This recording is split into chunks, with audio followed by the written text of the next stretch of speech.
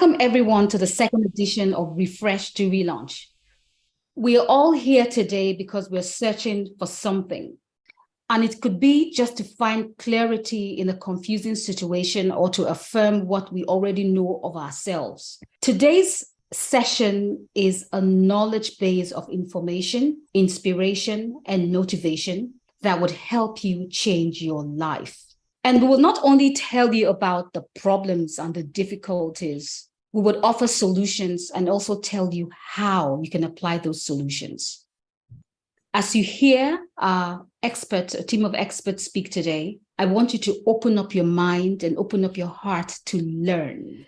And you might already know some of the things that you would hear, but I want you to listen with your sixth sense, because what we want to do today is to improve and upgrade what you know and show you how to apply it in the best way that serves you. Refresh to Relaunch is about refreshing and relaunching you to a better and prosperous year.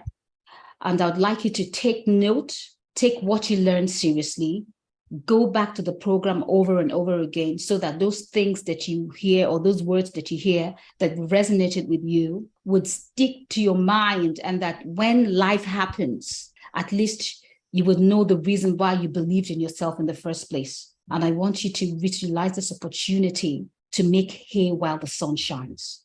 After all, making hay while the sun shines is about making the best use of an opportunity that is available to you. And today's episode of Refresh to Relaunch, it's just that opportunity that might change your life forever. So welcome and have a blast. Thank you very much, everybody. So I would hand you over to the event coordinator, Ibinabo Weze. Ibi, are you there? Yes, I am ready to go. Okay, I'm just going to share my screen quickly. Give me 1 sec because I wanted to. Yeah, perfect. Okay, so just as IB and AB has said, I'm supporting to co-host the event today, introducing all of the wonderful speakers that we have on board tonight, and just making sure that the event goes seamlessly. Before I go into that, I just want to say thank you to everybody who's here. Thank you to all my friends who have also joined in to support me. And we have people from different age ranges, and that's one of the most interesting things about it. But there's definitely going to be value for everybody here. In fact, I feel that the younger you are in the room tonight, the better. So just to quickly run through what the program and the format is going to be tonight, we have just welcomed, IB has just welcomed everybody into the room. And then afterwards, we're going to have, I'm going to go through the speakers, talk about their credentials, their experience, and what precisely they're bringing to the table tonight. They're going to take away and make good value of. And then after they all speak for 15 minutes each, we're going to have interactive breakout sessions. So in those sessions, you get a chance to go into a breakout room, and we're going to have 5 of them because we have 5 speakers, and those ones that resonate the most with you, ask them specific questions, get more value out of them, and hopefully even discuss next steps with them. And then after that breakout session, that's going to last for about 30 minutes or so, we're all going to congregate into the main room. This is where we are, talk about the next steps, and we're going to wrap up. So the event is going to then last about 2.5 hours, but it's going to be 2.5 valuable hours of your time. And just going quickly into a run through of who our speakers are tonight. We've got Dr. Toyin Akande-Ajala.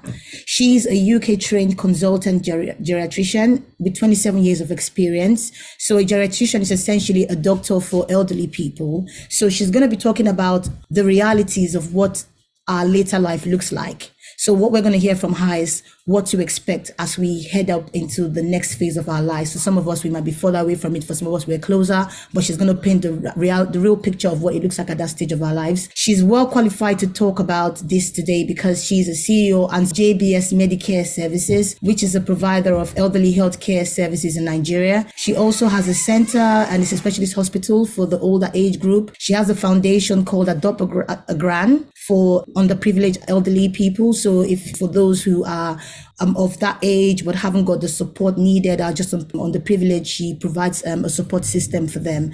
And most interestingly, she's a wife, she's a mom of 4, and she's a traveler. She's been to all the 7 continents of the world, including Antarctica. I just find her fascinating. Great.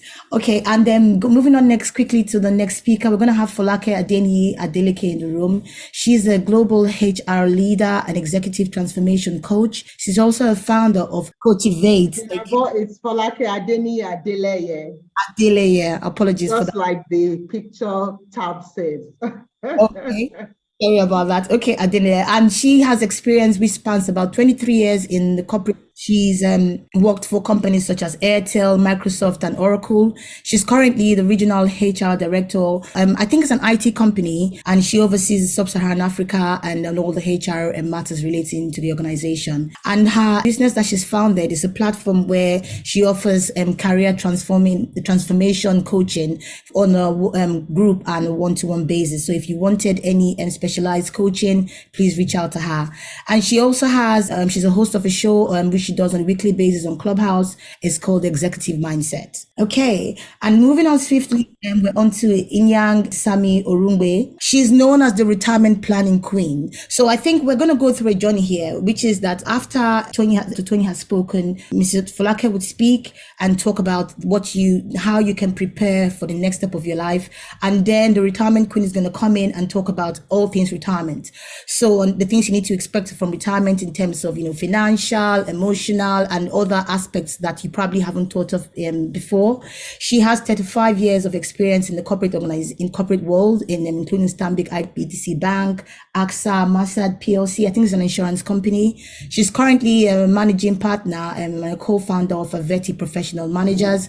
It's an all-female business solutions agency. Amazing. And she's also the founder of Bloombox, which is where she provides pre-retirement coaching on a one-to-one basis as well. Excellent. And then after Inyang has spoken, we'll go on to Greg Davis. He is an accredited mental health clinician, psychotherapist, and a relationship therapist. And his expertise includes depression, anxiety, loneliness, self-esteem, stress, and shyness. These are all the pertinent issues that people are going to face even today. And as you go into your old age, he's going to talk about the strategies for preventing them, and if you ever find yourself at that place at that age as well, things that you can look out for and things you can do to support you if you at that age of our lives. Apply this to our parents as well to support them through that, for those of us in the room who have aging parents as well. And he's a founder of Craig Clay Davis. It's a service where he provides all of these that he's mentioned on a one-to-one basis. And last but not the least, we're going to round up with Patrick Macy. He's a career and business coach. He's going to help us to frame this all to say, right, so now we've heard all of these things. How can you move forward without fear? How can you move forward knowing all of these things and facing those realities and preparing for the next step of your life? Some of the mindsets that you have to help you to prepare for that stage of your life. So he is a founder of Intentional Academy. He helps professionals. I think he has an acronym. There's a resilience there. And all of those things, some of the acronyms, sorry, I can't say them all right now, but those elements he's going to talk, he's an expert in teaching people how to have a life while making a living. I think that's, even for today, for the younger ones, that's really interesting, because a lot of us are just running around trying to live our lives today and without thinking about how we can actually enjoy life through it in the current phase that we are. And most interestingly for me, Patrick has run 126 full and ultra marathons.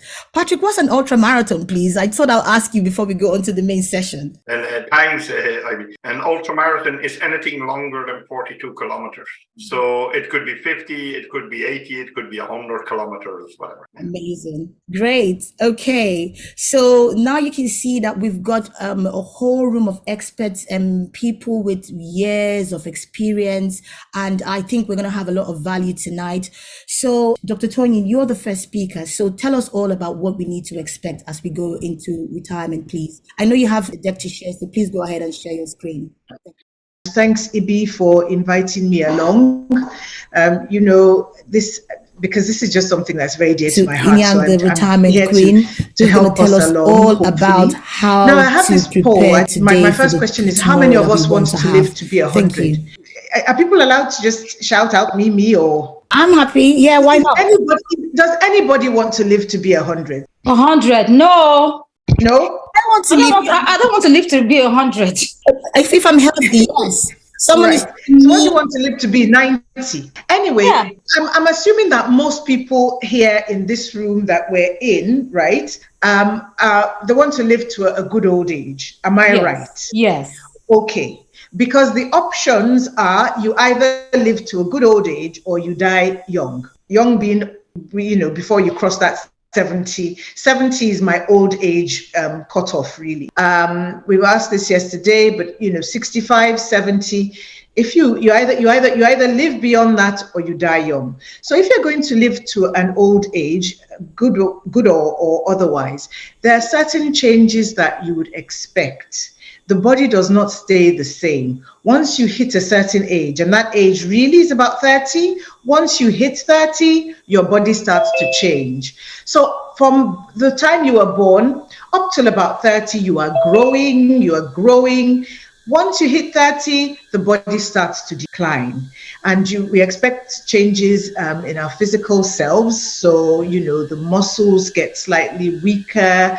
People tend not to be as strong as they were, more prone to illness. The bones get softer, osteoporosis, all the systems start to decline. And so those are the things that we expect to happen to people as you get older. Now, I'm saying this because of what we're going to talk about later, and that is about preparing for all these things. So if you know that your body is going to change physically as you get older, what do you do? Well, you start to prepare, you start to work on it, because you don't have to decline. You don't have to let it go. So let me just give you an analogy. You've got a brand new Mercedes GLS or something. You have that car for 10 years. You don't, you use it, you go on the motorway, you just use it. If you don't look after that car is going to start to fail. It's going to start to deteriorate. If you look after that car, there are some cars that are 100 years old,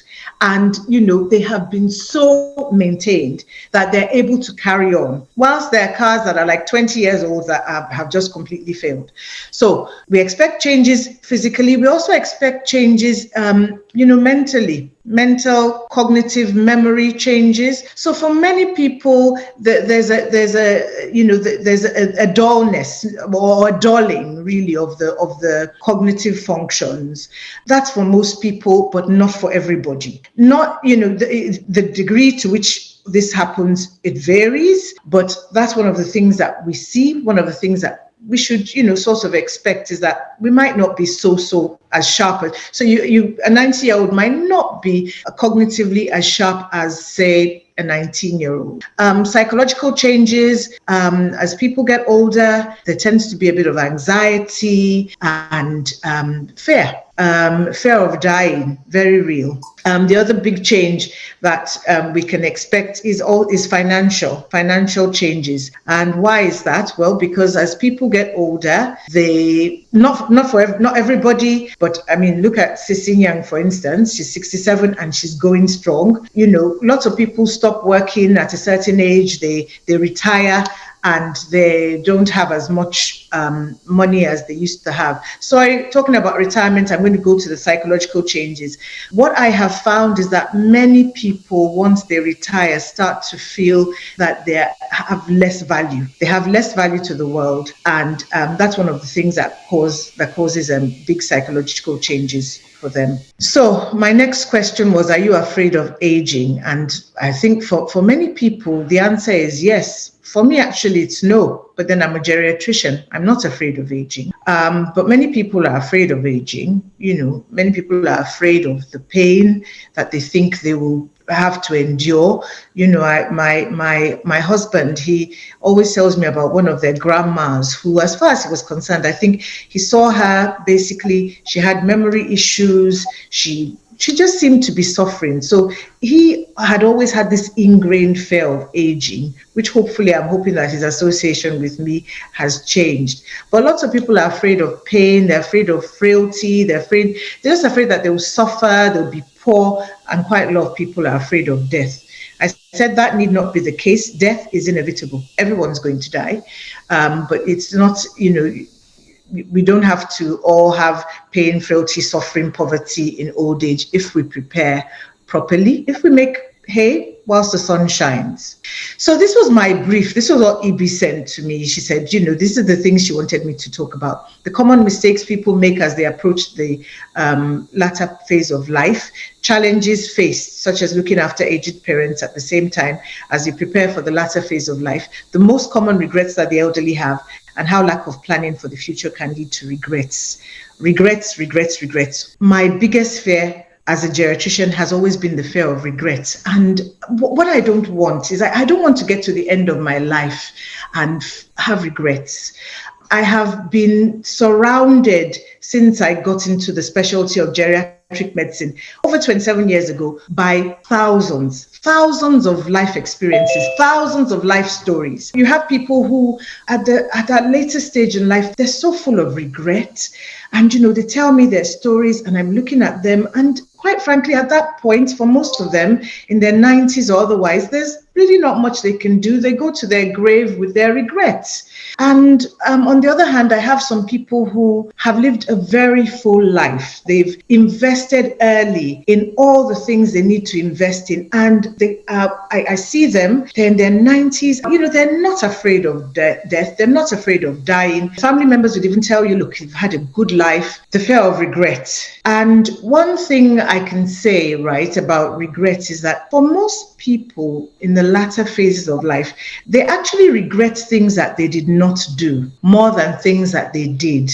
At the latter stage, many people regret not doing as opposed to regretting doing. So let me just give you an analogy. So this is just an example. So I can have someone that says to me, oh gosh, when I was younger, I really wanted to jump off a cliff, whatever jumping off a cliff is, I wanted to jump off a cliff and lots of people said, nope, that's not a good idea and everything. But you know what? I was afraid, but I jumped and I'm so glad I jumped off that cliff. And I might say something like, oh, and you were fine? And they'll be like, oh, no. I fractured my arm, I fractured one leg, but boy, what a wonderful experience. And they there's that sense of fulfillment. And then on the other hand, you have some people, I have an old lady who says to me, oh, I wanted to jump off a cliff and everybody told me how dangerous it was and, told me, oh, you might break an arm. And, I was really afraid and I never jumped off that cliff. And now I really wish I had, so I'm just trying to paint a picture. Lots of people at the end of their lives regret things they have not done as opposed to things that they've done. So, steps to living your life to the fullest.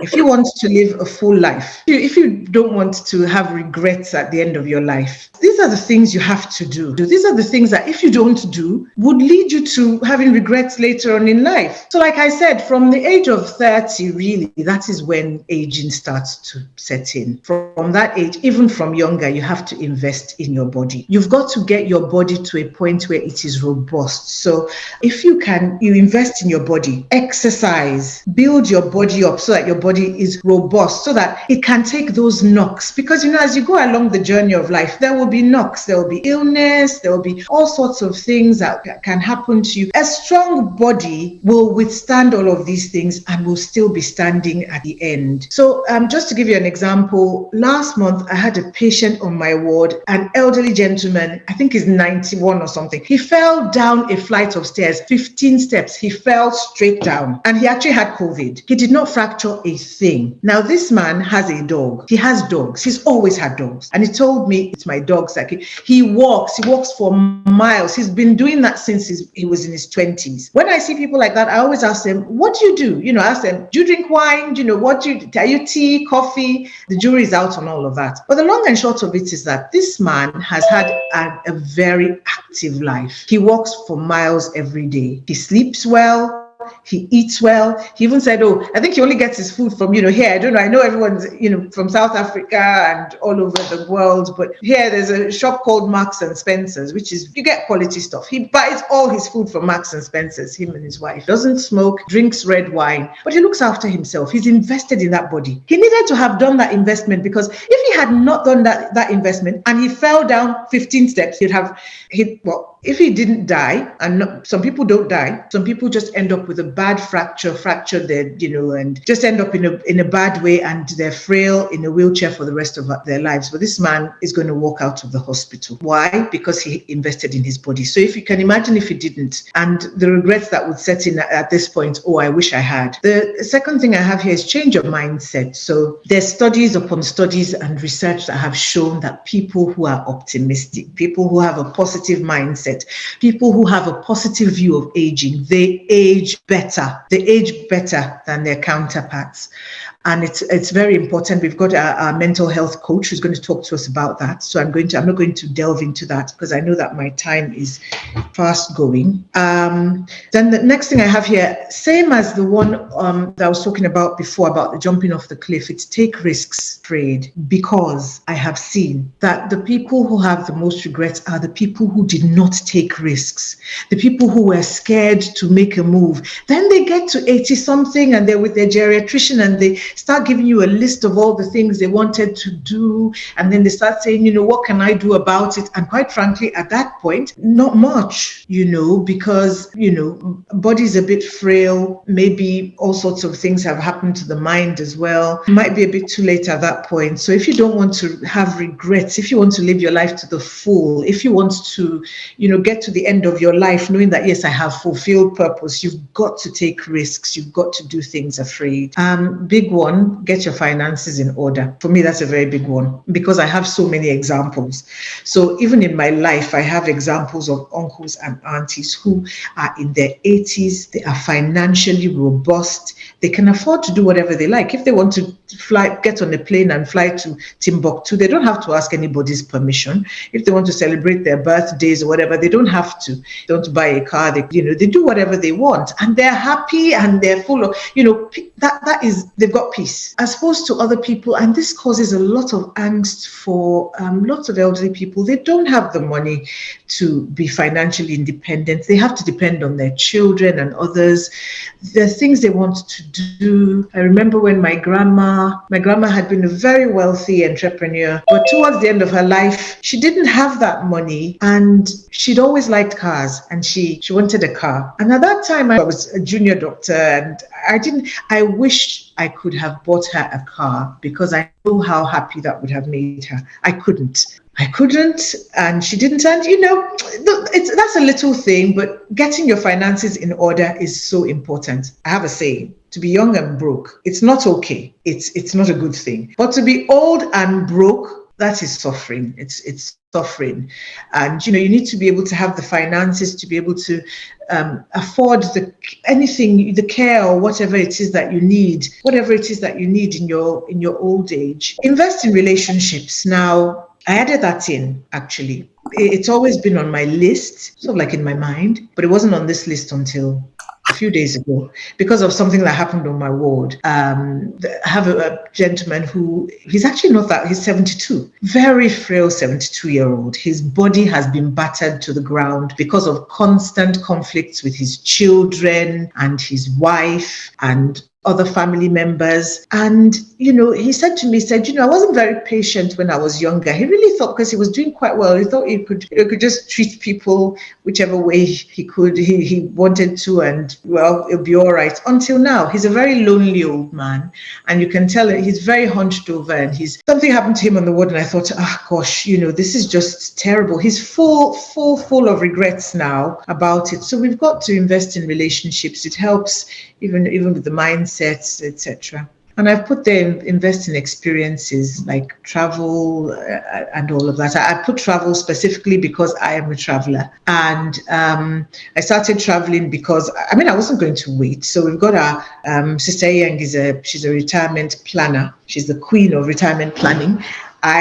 I don't like that word retirement because as children, when we were younger, we had this, we were brought up with that notion, that concept of retiring. Everything happens once you retire. When you retire, you travel the world. When you retire, you have a party. When you retire, this and that. I decided when I became a geriatrician, first of all, No, I banish that thought. I don't intend to retire in the sense of the word. I intend to live my life like Patrick is going to tell, live my life to the full, travel the world whilst I can, make hay whilst the sun shines. Of course, I'm saving, I'm doing all the investings and all of that, and not putting anything away until later that I can do now. And one of the reasons why experiences is very important is that experiences build on your memory bank. Memories are important in later life. Very important. Your memory bank needs to be full of good experiences. People who have had good experiences, a full memory bank, they tend not to forget. People who want to forget are people who don't have anything really that not many good experiences. I say that that's a very simplistic way of saying it because it's not just about that. I hope you understand what I'm talking about. Make hay whilst the sun shines.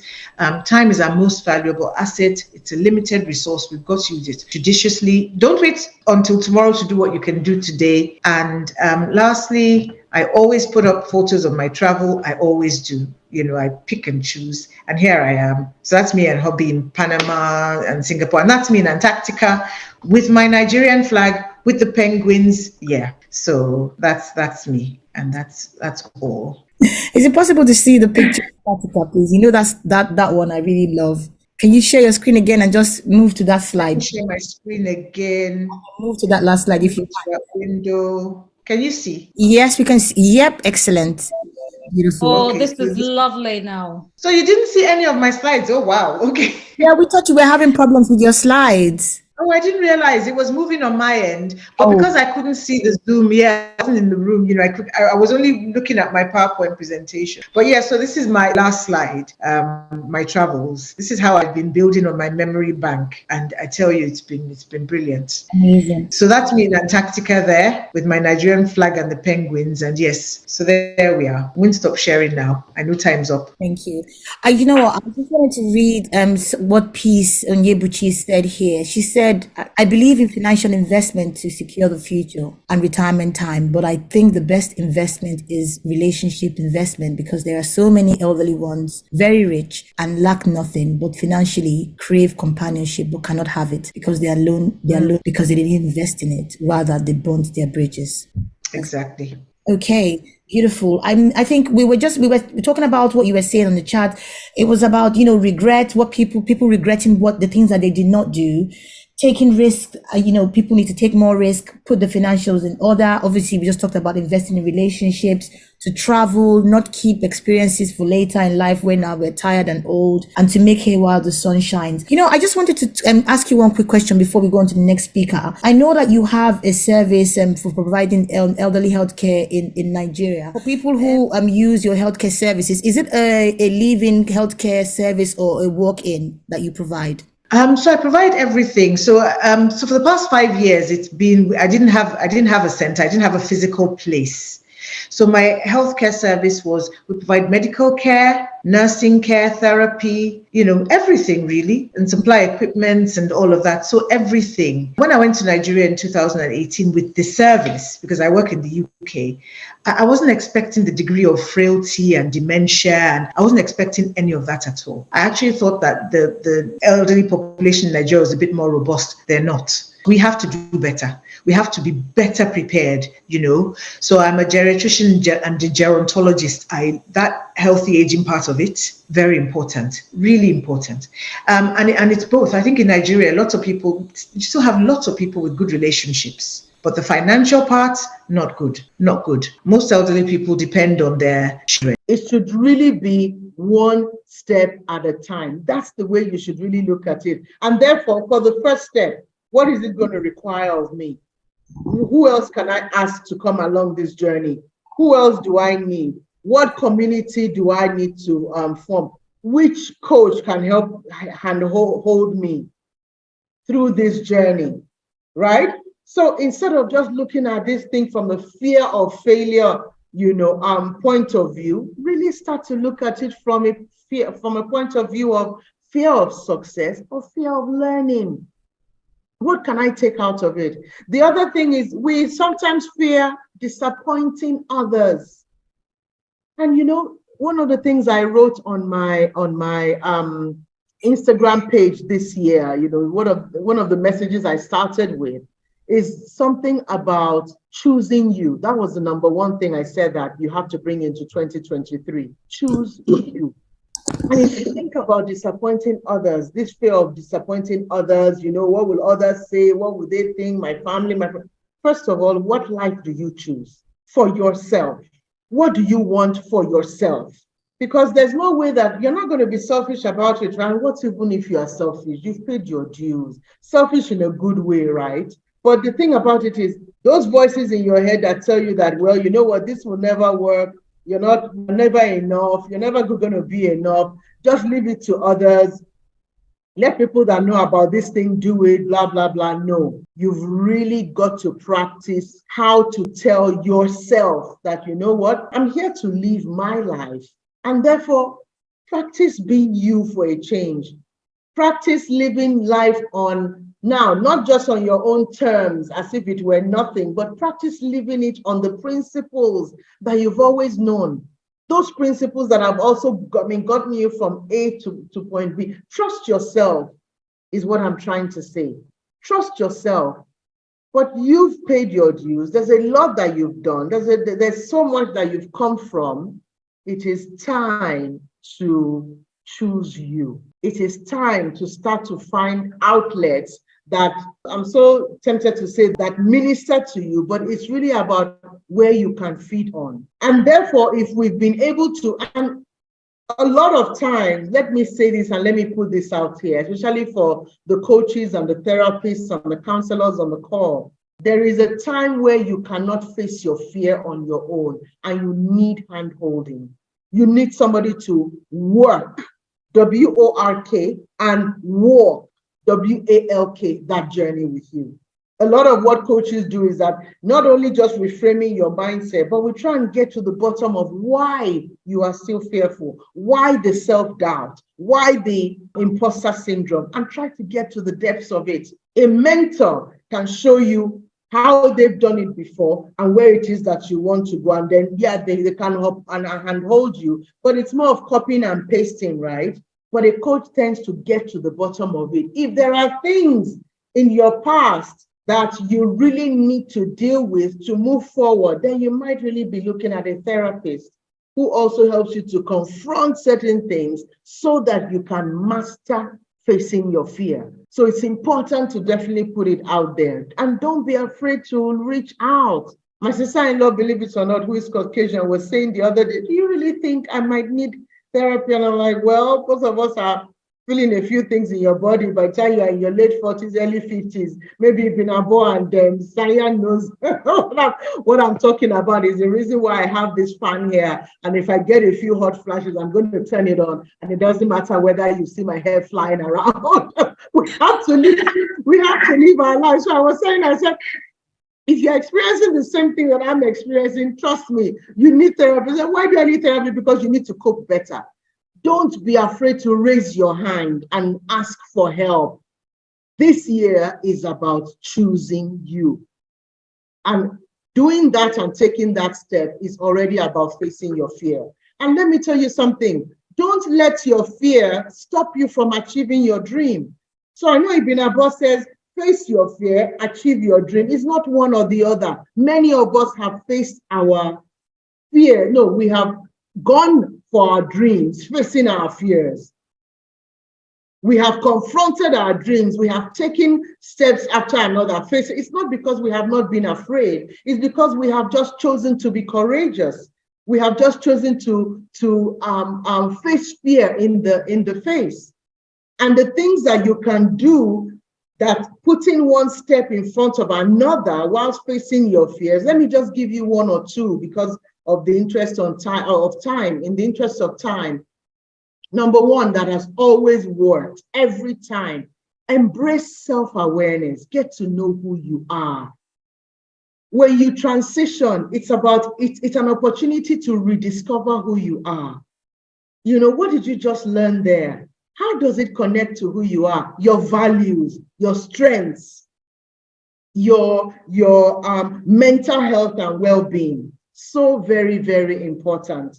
The second thing, of course, if you think about it, is it's important to build your brand when it comes to achieving your dream. And building your brand I just mean putting yourself out there. Putting yourself out there is never going to be perfect. If you think that people are perfect, if you think that Instagram is a perfect world, social media, blah, blah, blah, that is because it is, right? It doesn't exist. That's not the real world. The real world is what you make it to be. So show up. Nobody is perfect. I always tell my clients, the boardroom is not perfect. Senior leadership roles, it's not, retirement and transition, it is not perfect. So the earlier you start to practice you now and putting yourself out there, LinkedIn, your accomplishments, the things that you have done, that you are proud of, and how you come across, and making sure that you fine-tune that, you retune that, you tweak that. That's really what we're all doing every day. The one that I will leave with you that is also so very important, build a strong network. Your network, your community, your allyship, your relationships. Let me tell you something, everybody needs help. I always say it, everybody deserves a coach. One of the reasons I became a coach is because a coach helped me to see who I really am, and a coach helped me to forge forward. And let me tell you something, there is no two of you. No, I refuse to accept that you are not unique. You are unique in yourself. However, reach out for help to make yourself better.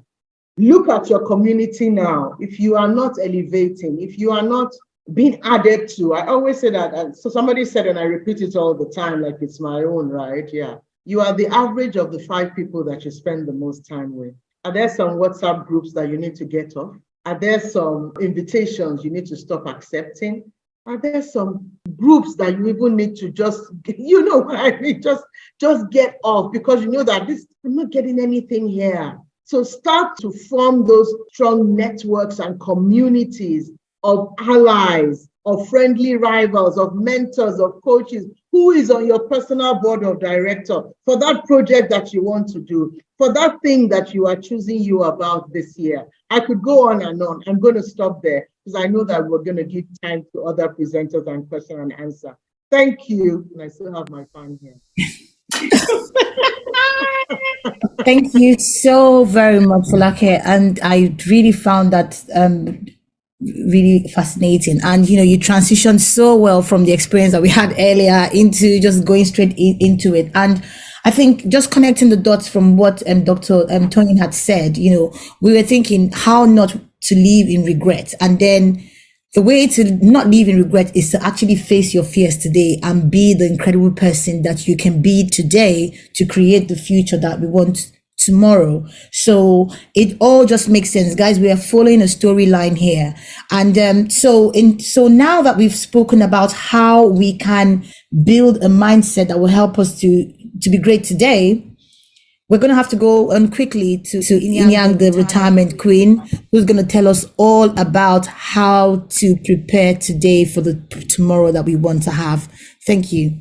Okay, so Falake agreed. I'll make this really fast. So what we're trying to do here is how to plan for a successful retirement. I really wish I had another word to replace retirement, since I know that is some word that we don't want to hear. But the truth is that we will come to that stage in our lives where we are not doing the regular stuff anymore and want to start, kind of slowing down.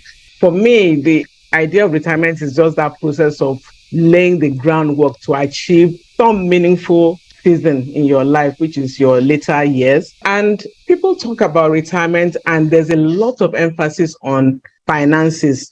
Very true. You do need finances, good finances, as a matter of fact. And I think Dr. Ajala, touched on that, to have a comfortable retirement. But the psychology of retirement, for me, is really the onset parts that we usually have, because beyond the safety of your nest egg, the idea of being emotionally ready for this huge transition is really, really important. And so without the emotional preparedness, a break in work routine can take its toll on the mind. Something you've been doing most of your life, for that to come to an abrupt end for many people is quite challenging. And sometimes the idea of being able to retire to something is really what defines your purpose. Because a lot of times when we're talking about retirement, especially when people come into retirement by way of stopping work, or they've then handed over their business to somebody else, and they'll say, oh, I retired from so and so. My question is, why do you keep talking about the past? The conversation at that point should be, what are you retiring to? Because that is what then defines your purpose in retirement life, what you are retiring to. Some critical questions, to ask ourselves: what is our frame of mind at that point in time when we have come to the end of our career, or we're just trying to transition into a second career, which is now something we're doing out of choice, or we are stepping out of our businesses and we're just going to be on the sidelines while somebody else does it. Question: how old am I? Do I even want to retire? Am I psychologically ready to retire? How do I want to spend my time in retirement? A very key question. What will I be doing? And in that thing I'm doing, is it for passion or is it for living? Because if you don't have sufficient funds, your nest egg is not substantial enough, then most likely that thing you'll be doing will be for living. So I've been going to this place of work all my life. How will I handle not having to go to work? The contacts I've made at work, will I miss them? How much income will I need? Do I know that for a fact? Have I done the math? Or perhaps I should consider semi-retirement or a second career, which is what a lot of, when you talk to millennials and Gen Z, that is really the sort of conversations they're having now about retirement, because, they are not into this idea of just shutting down and doing nothing. And many Gen Zs and millennials will say they want to retire at, say, 40, to now do something of choice. In talking retirement, that we should not assume that it's a conversation that is just left for us. You need to know what impact it will have on your family, and especially for those of us that are in Africa, what are the extended family needs? Because for many of us who've taken on some additional responsibilities, may actually be a problem for us when we retire, where we are now, managing funds that are possibly just for us. So the question then will be, do you want to get a part-time job? And the pension plan we've taken on, how many years can we expect to receive from it? Because I don't think it's not a bottomless pit like that. And so it's true that comfort and security doesn't just happen, right? And we should know that, because if you don't plan, if you don't commit to it, then we will not enjoy the results we get. So first, paint a picture of what you want your retirement to be like. And if you don't like the word retirement, please feel free to use another word. What do you envisage those years of your life to be like? For many of us, when people ask us, and Dr. Ajala did ask, how many of us want to live till 100 and all that? My experience in talking to pre-retirees has been that a lot of people are sort of hoping that, okay, maybe 90. I mean, if I had a choice, I would love to live till 90. So then at what point are you retiring? If you're retiring at 40, then you have 50 years ahead of you. If you are retiring at 60, which is the norm under the Pension Reform Act in Nigeria, you have 30 years still. So, you're looking at about 1/3 of your life, or possibly longer. There has to be a plan. What are the resources that you require? You have to estimate those, whether it's finances, whether it's support system, whether it's accommodation. What would you need to have a comfortable retirement? Are you still paying any debts? Certainly you have to downsize if you've now started preparing, to exit your work life.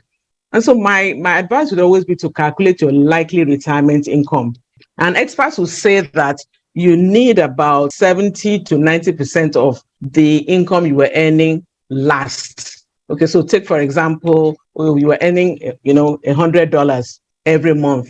Just have it at the back of your mind that you need at least $70 for you to be able to kind of maintain the same standard of living and lifestyle.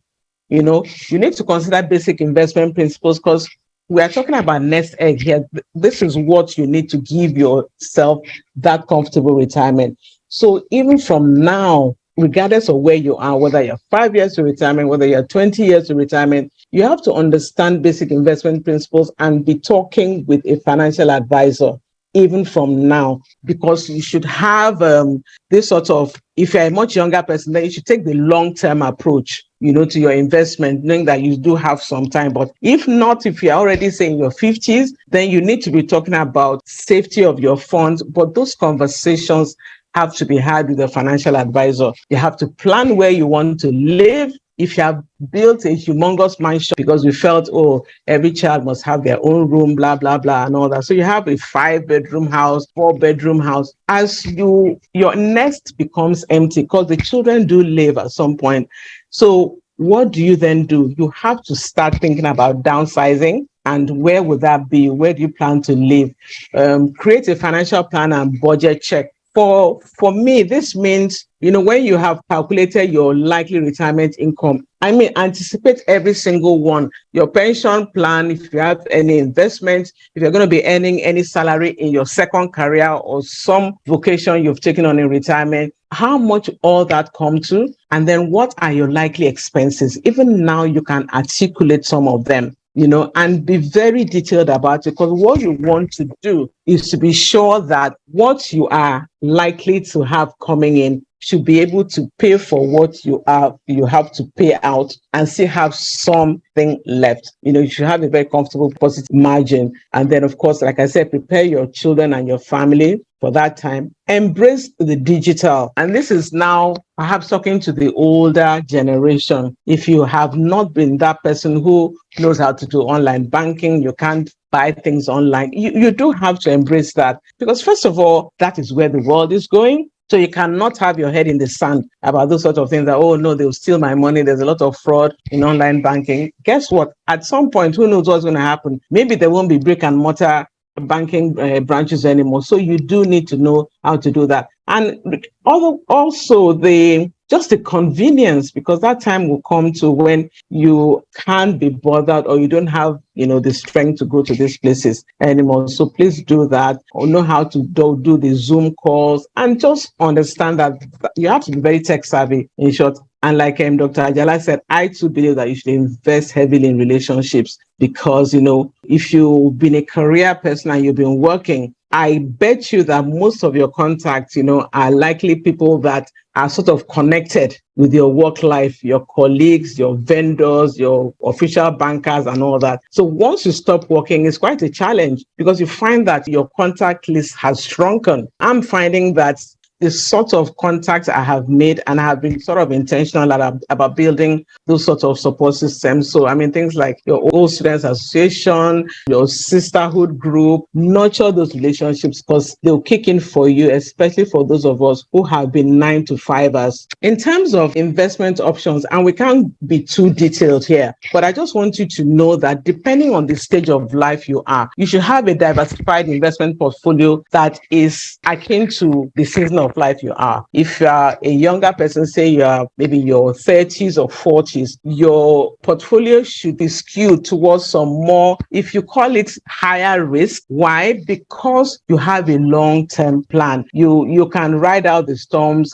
So if you speak with your financial advisor, they will be able to give you a portfolio that, sits well with the season of life you are. One thing I must say, though, is that if you are approaching retirement, that cannot be the time to embrace very risky investment portfolios, playing very heavily in the stock market and all that. But again, your financial advisor would have a very good conversation with you about that. Look at real estate. Your personal development is really important, because even if you're going to stop working and you want to go into something else, there's so many options available. We have to continue to develop ourselves in line with where the world is going. So always look at, in 5 years' time, what are the things? Where will the world be? What will people be doing? How can I position myself to be relevant at that time? Whether you are working or not, whether you're preparing for retirement or not, self-development should just be a standard. Of course, your savings, if you have a pension scheme in Nigeria, look at opening an additional voluntary contributions account just to augment investment income. And then if you don't have an emergency fund,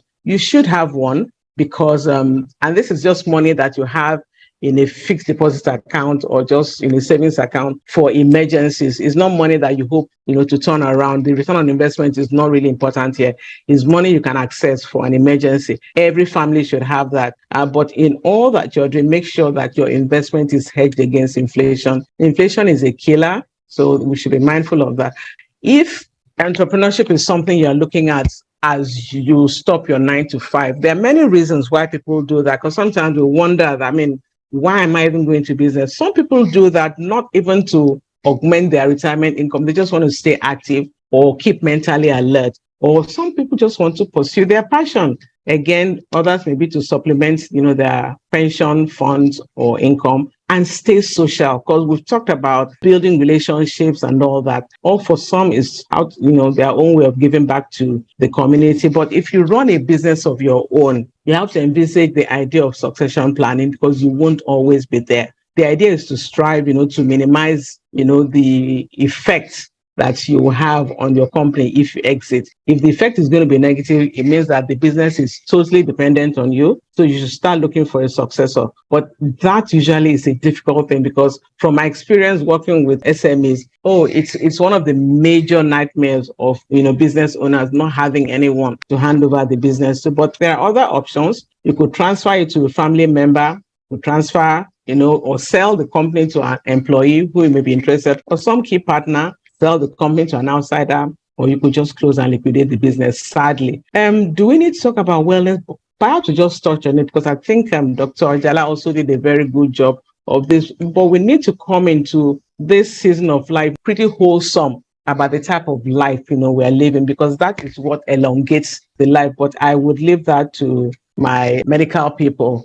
Of course, I talk about eating right and exercising right. One of the things I do now, I'm very intentional about exercise, strength training, resistance training, all that, because I'm aware that the muscles, may begin to fail. Please be very mindful of medical care, because for those of us that run our businesses or work, most likely the business or employer has been paying most of our medical care costs. So this is something we need to anticipate, that at some point we will be the ones picking up those bills. So, and this is also going to be at a time where the body is also failing, according to Dr. Ajala.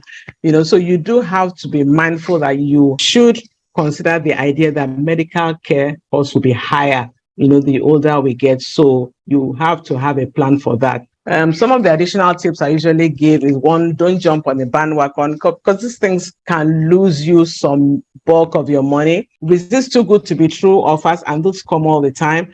Well, if you are a Nigerian, you'd understand this when I say that I shall be at no value to your network. Be very careful of internet scams. And a lot of times, these people target, like lonely people that, are a bit older. And, at that time, maybe the assumption is that we're not so alert. But a lot of people have fallen prey to that. Don't shop with a reckless friend, because if you've done a budget and you have a friend that, will take you out of your budget plan, that is not good. Please teach your children the value of money, because I find that in all that we're trying to do to put aside a very tidy, nest egg for our retirement, if our children don't understand the value of money, it could unwind and undo everything we've done. Because if our children then are dependent on us for years way beyond they should, then it's going to be a challenge, for us. Even above, I said I should look at some of the mistakes, that we can make. One, if your budget is not realistic. Dr. Ajala talked about traveling and all that. You have to have money now to travel. We all know what buying a flight ticket is now. So you have to sort of have that, if that's one of the things you want to do, for example. Because you can't say that, I want to be traveling when I travel 2 or 3 times a year. That's an unrealistic budget if you don't have the money to support it. So you have to be very mindful of that. And also having appropriate respect for risk versus return. Some of us don't understand that the higher the risk, the higher the return. It is true, but it has to be very informed risk. Otherwise, you could lose your money. So there has to be some respect for the risk that that goes with, investing in some riskier portfolio. Of course, don't ignore the effects of inflation. Don't assume that $10 today will still be $10 next year or even the year beyond. No, there's something called inflation. And of course, failing to prepare for the inevitable. By this, I mean that things happen. So do we have an insurance policy in place? Do we have a will in place? Have we opened a trust for possibly maybe our children? All our documentations, we bought property. Where are all the documentations? Because if the unexpected happens, then there's going to be a problem. But people say, oh, it's not my portion. Well, sadly, death is everybody's portion. It's just the when that we don't know. So plan your estates, because the question I always ask is, if something happened to you, would anyone know your passwords? Would anyone have your bank information? Have you written your will? Does anybody else know that you have a will? If you are married, does your spouse know? If you have a safe at home or in the office, does anybody else have the password? So, as you buy things, you have this landed property, you've invested here, and all the documents are just in one cupboard or wherever. Does anybody know, in your family, know how to wade through the pile of documents? So all those things are important. And again, I'm going to just end with saying that you should just face your fears, write your will. And writing a will is not about, oh, I'm about to die tomorrow, or I have to wait till I'm 50 or whatever. If you are 30 now and you have one asset, you write a will. As your net worth continues to improve, you keep updating that will. But please, I hope that for whoever is listening to me right now, you don't have a will. Please tell yourself that by this time, latest next month, you would have a will in place, regardless of how little you think, your assets are. Thank you very much. Oh my God. Thank you so much. Thank you. My mom is clapping here. She was so intrigued by your speech. You actually extended your time, but because you were giving so much nuggets of wisdom, I just couldn't find the courage to say to you. I'm sorry. It's okay. Thank you so much. You know what? I think everything you said to me just sounds like you were the brakes, really, to everything that had been said before. So whilst we were talking about facing our fears, living courageously, you also talked about, right, whilst we're living courageously, we have to find balance here and think realistically about what's coming down the track. And for me, one of the takeaways is I'm going to have to go away and write out on a piece of paper everything about all the things I have and put it in a safe place and let my daughter and my close family know where they are. But you just said so many nuggets of wisdom. You touched on everything: wellness, relationships, financials, the medical cost. And I think I start the word here, Ashebi adds no value. Thank you so much. Okay, so I saw a few questions coming in, and we're going to tackle those. I think at the end of the session, we'll do a Q&A, and then we'll bring up all the questions, and then you all can answer them. But because we have, in interest of time, we're going to move on swiftly to Mr. Craig Davis, the psychotherapist in the building, and also a relationship therapist as well. I think for you, what I'd love for you to touch on would be the impact of, making hay while the sun shines from a mental health perspective. How can we prevent poor mental health in the future? How can we manage our mental health today for a better outcome in the future? And, one of the things that have been said over and over again is the value of relationships as well. How do we maintain, build, and sustain relationships that take us into those glory years, so that when we're there, we are able to enjoy the benefits of having great relationships at that time of our life. So please, without much ado, Mr. Greg, can you take it away, please? Thank you so much. And I just glad that nearly every speaker has had touched on mental health and well-being, because as you are aging and things are deteriorating, you need to mind your mind, because your mind matters a great deal. And that's really very important. And I'm so happy that everybody has touched on it. In fact, you've done my work for me, and I could just say amen here, and we can go home right now. But now you're going in. But let me just reemphasize some of the things that we touched on. And that is so important, because you could you could put everything in place, but if you lose your mental health and well-being, you wouldn't even enjoy any of this. I want to just share something. I hope I can share my screen here as well. I'm going to rush through and I'm going to jump over a couple of slides. I just go down to touch on some of the important stuff here. In order for us to live a very fulfilling retirement and old age, we need to start right now. Just like planning for our retirement, all the financial planning, it's important to also plan for your well-being. And you become what you do right now. That's what you need to start doing right now. And I say, as every year you go for your MOT, or some people call it roadworthy, to check your vehicle, to get that sticker to show that your car is worthy. It is important to do this as well. So when we talk about, I think one of the things we all know, we all go through these difficulties. We all experience, even the past COVID and all that we're going through, we all went through all of this. And I think the word here is resilience. Regardless of what happens, we will go through difficult times. We will go through stressful times. Our resilience is our ability to bounce back. We'll face adversities and face challenging situations, even now, whether you're a young person, but it gets tougher when you get older. So we are impacted by all of these things. And it's important that we develop that ability to cope, ability to survive, our ability to bounce back, our ability to grow and even endure stresses and the vicissitudes of our life. And that is resilience, ability to bounce back and cope and manage this. And of course, this American Psychological Association gives this definition here. It's the process of adapting. So don't be disheartened that maybe you are 50 and you haven't had a clear financial plan for yourself. Thank goodness you are here now. And what Sister Nyan has said now, the question is, where can I begin from? Instead of flogging and beating yourself up, where can I begin from? There are areas that we need to focus on when it comes to, developing resilience and developing our protective factors for our well-being.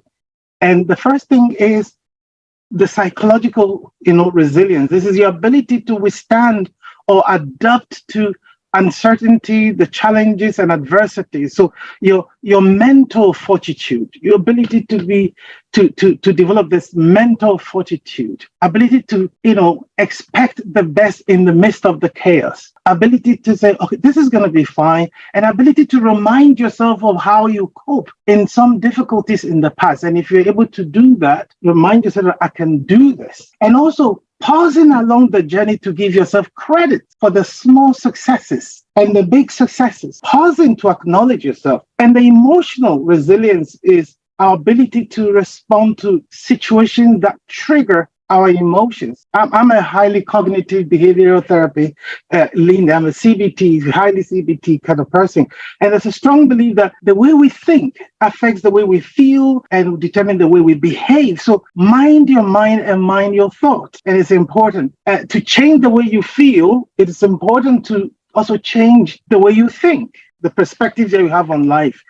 A lot has been said about the physical well-being. The physical resilience is the ability to function and recover. And I love the way Sister Nyan talked about, taking physical activity, even if it's just 15 minutes down the road and 15 minutes back every day, brisk walking. You are walking so briskly that your heart rate is up. You can have a chat with your friend, but you can't sing. If you're walking briskly and you cannot sing, it means that you're doing it well. But if you're going and you are singing, you better double up a little bit. So ability to bounce back, ability to recover from ailments, ability to do physical activities to keep you going, to endure the physical demands of life. There's really a physical resilience. And of course, this is very important. And I think this is what a lot of my folks have touched on, which is a community resilience, which is the ability of group of people to respond to and recover from adversities, challenges, ability for you to also have that group or community around you in times of your difficulties. And these are some of the characteristics. And I think that people have touched on that a little bit. We talk about the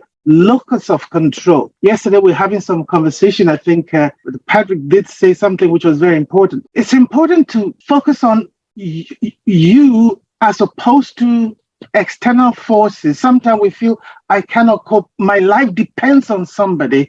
I can't do anything without other people. But you'll be amazed all the resilience that you have. And even when you pause to keep record of how you went through some trials and tribulations and you manage and you bounce back, that should remind you that you can make it again. I'm sure that retirement should not only be based on surrounding yourself with people, but also looking inside and saying, okay, what is it I've been able to achieve this time around? How did I cope at this time? So people who feel their success or their well-being depends only on people outside of themselves develop a fixed mindset. But a growth mindset is that, look, I can do this. And even if I fail, that's okay. I'm going to learn something out of this. And that is very, very important. So you don't get to the point where you feel you are not in control. Learning problem-solving skills is one of the characteristics of people who are resilient. The skills that you have had, the experience you've garnered over the years, are very important. The people you've interacted with, the places you have traveled, the colleagues in work.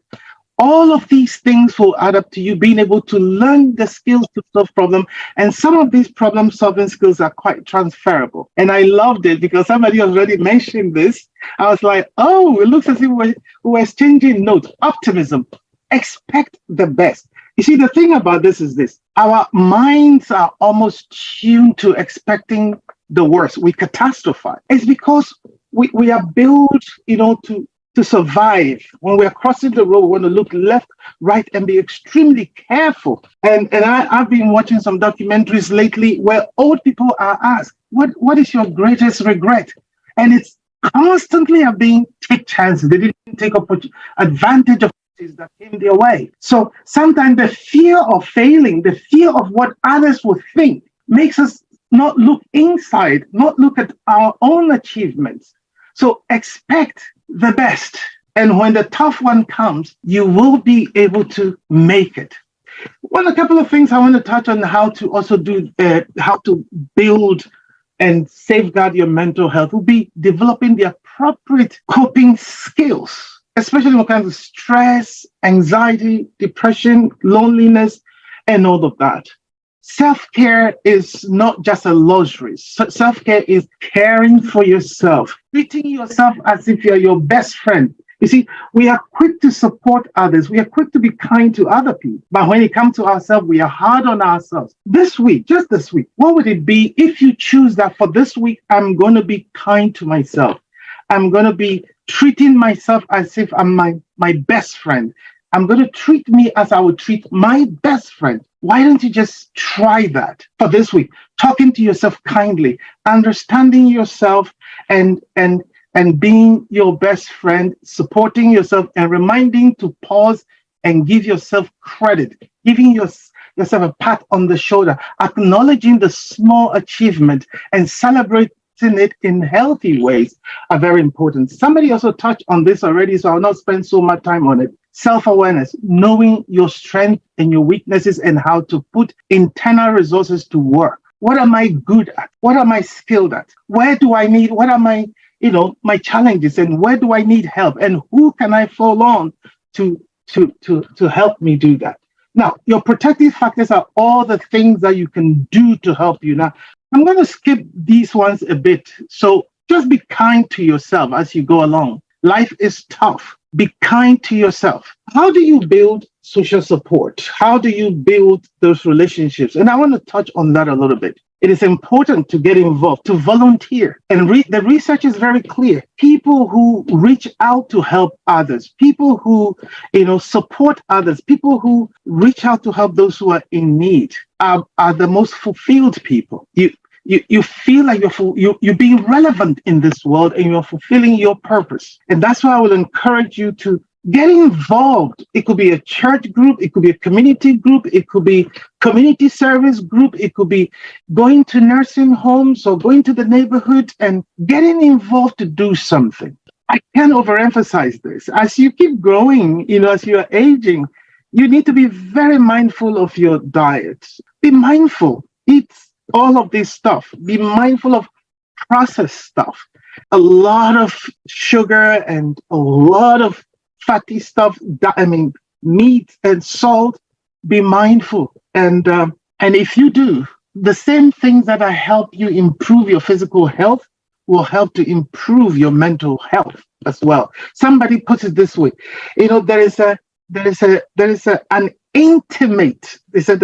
intimate relationship between the body and the mind. And if something happens to the other sympathizes, with it. So you cannot disconnect what happens to the mind from what happened to the body, and vice versa. Connect with others. You see, there are 3 F's that I say here. The 3 important F's is faith, family, friends. These are the things that would be with you as you grow and as you go into your retirement. Investing in these 3 things are very important. Now, last night when we were talking, 2018 research shows that chronic loneliness has the same impact on our physical well-being. The same impact of chronic loneliness is almost the same as smoking 15 sticks of cigarette a day. Now, the impact of loneliness is almost at the same level as the impact of obesity. So connecting, we are social beings, and especially for immigrants and people who are from collectivist cultures like Africa and Asia, we are very communal. So it is important. There are benefits of social support. Social support is the help provided by family, friends, groups, or communities. This help can fulfill our emotional, tangible, and informational or social needs. I'm going to skip a few here. These are some of the benefits. Just connecting with people. The research has shown that gathering with friends and laughing with family and colleagues, even in work and all of that, improves our physical well-being, because it helps to bring down your stress hormones, cortisol and adrenaline. And that improves, it reduces pain, physical pain, just connecting with friends and laughing and exchanging pleasantries. That's very important. Social support and social connecting leads to a greater resilience to stress. So, it is important to look into yourself, know your strength. And if you are the type that you love solitude, it's great, but it should be a balance. There should be a balance with being with yourself, but also not disconnecting from the community and social connections, because it's very important. It has been found, research shown that social connections help improve self-esteem. You feel that, as our people say, me too, I dare. You belong to a group, and it helps you to go through the difficult times. Building your relationship gives a sense of security, so that if something happens, you have somebody on your speed dial. Somebody will drive in the night to check in on you. Even just asking, how are you? You have that feeling of security. It improves mental well-being. The quality of your friends, not the numbers. I'm not talking about having 5,000 friends on Facebook. No, the people you meet from time to time, the people you engage with regularly, they help. I have done a presentation before on the science and psychological benefits of friendship. And it is exciting. And hopefully one of these days we look into that. Building strong social connections lead to greater life satisfaction. And of course, these are some of the things that you do. I've skipped this. We talked about the tangible. We talked about the emotional. We talked about the informational, because at some point you might need somebody, you might need information. And I love what our friend said earlier on, that get used to we are in the digital age, and you can Google something, you can search something online, and that will help. And of course, having, to have social need, being able to connect with, social needs such as love, belonging, connectedness, this help provide a feeling of security and contentment. By the way, I define my loneliness as that longing to belong, longing to connect with others. So these are some of the stuff that you can do. We talk about getting yourself involved, support groups, okay, colleagues in work, and talking to somebody. I'm running over this. Okay, it's good to talk to the professionals, talk to the coach, talk to the doctors, talk to the therapist. I have this saying that, just because something is therapeutic doesn't make it therapy. So sometimes it's good to talk to the professional who have been trained and they have the skills in there to help you. Please, can you cue me if my time is up? Okay. Yes, Greg, your time is up. All right. So I thought as much. So that's why I want to say that have those social networks and stay in touch. And by the way, learn to be content and celebrate your friends. Don't compete. You see, when you celebrate your friends, they will celebrate you. Be happy instead of jealous when your friends succeed. They will celebrate you when you succeed, so that when the tough days come, you will know they're still there. You're still there for them and they're there for you. And I will pause here.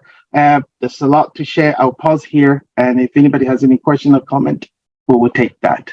Whoa, thank you so much. Thank you so much. That was really powerful. Yes, you said you touched on so many different aspects of mental health. And I think for me, I've always seen mental health as just, from a very narrow-minded point of view, but you open it all up to all strata, including connections, healthy eating, being self-aware, and just staying really conscientious about how, and living deliberately as well. Really, really powerful. Thank you so much. I mean, if we have any questions, we will keep them towards the end of the session. And we just want to go on to Mr. Patrick, who is going to tell us all about how we can take all of this and go on to make a living while living our daily lives. How are we going to take all of this and live big today? I mean, this is a man who's run 126 marathons. So, if I want to listen to anybody else, it will have to be from you to tell me how to take all of this forward, make an impactful life, and one that is going to lead into retirement as well. Thank you. Thank you. Thank you so much. Do you know how you run 126 marathons, AB? Just like the other speaker said, one step at a time. Right. Anyway, so that's just a beautiful bit of it. I've spent the start of my life, and I know I'm very privileged to be here, and I'm privileged to be alive, and I'm privileged to be living in Ireland. I spent the early part of my life being very clever about wanting to be creative. And when you are very creative, but you're also very clever, you get pushed in academia.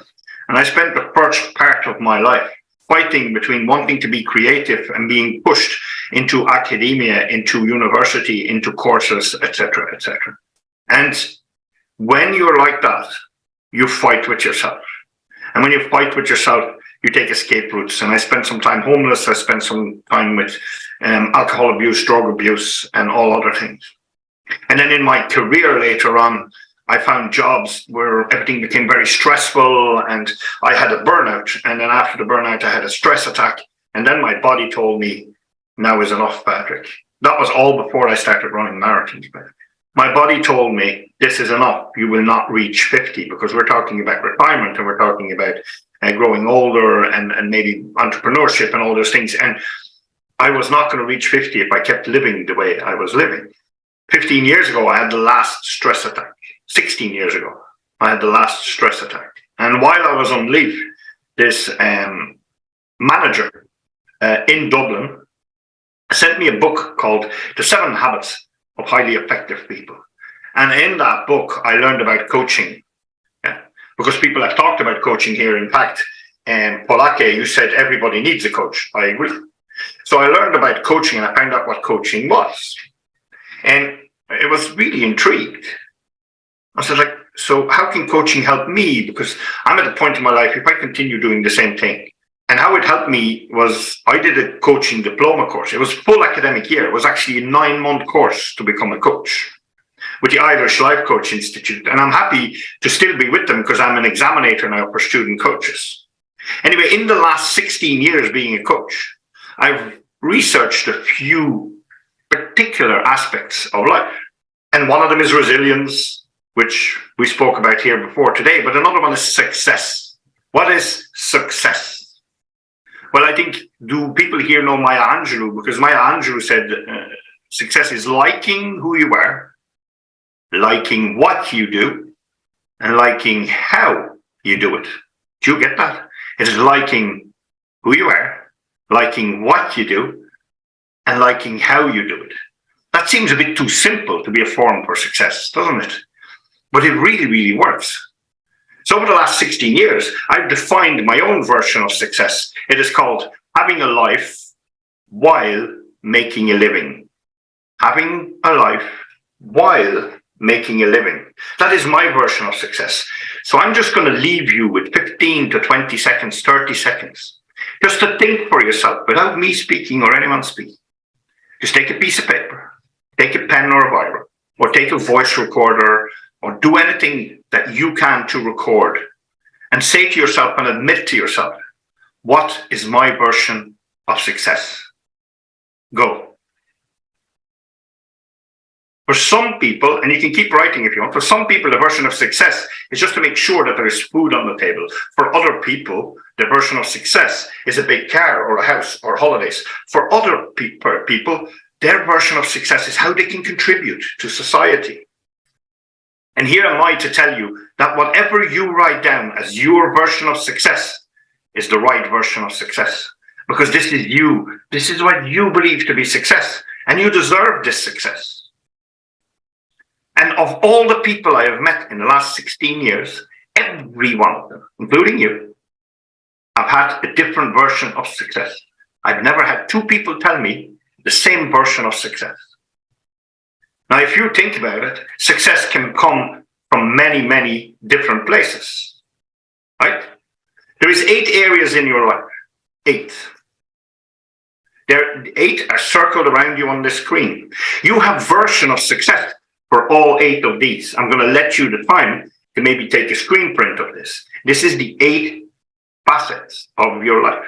Now, for me, in my fitness, my version of success is to be able to run as long as I can, as far as I can, as long as I enjoy it. And that has led me to run more than 100 marathons. In my lifestyle, that is being able to go to concerts whenever I feel like. So for each of these areas, I have a version of success. I want you to note that career or business is just one area in my life.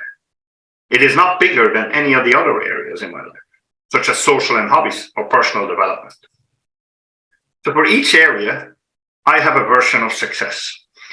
But for each area of those versions of success, I have the same drivers that drive me to that success. Exactly the same. And I have an acronym for them. And I want you to be able to remember it. So I'm going to type it in the chat. In the chat, you will see 4 letters now. These are the 4 letters of the 4 drivers of success. Whatever that success is in whatever area of your life. And every single person on this call and every single person you know and you will ever meet have the same 4 things already within them. You don't need to go looking for them. You don't need to buy them. You don't need to learn them. You just need to know they're there, acknowledge them, and put them into place. The same 4. Let me explain them to you. Oh no, before I explain them, actually, I'm going to get you to write down a second thing. Write down a second thing. Right? Because that way you remember.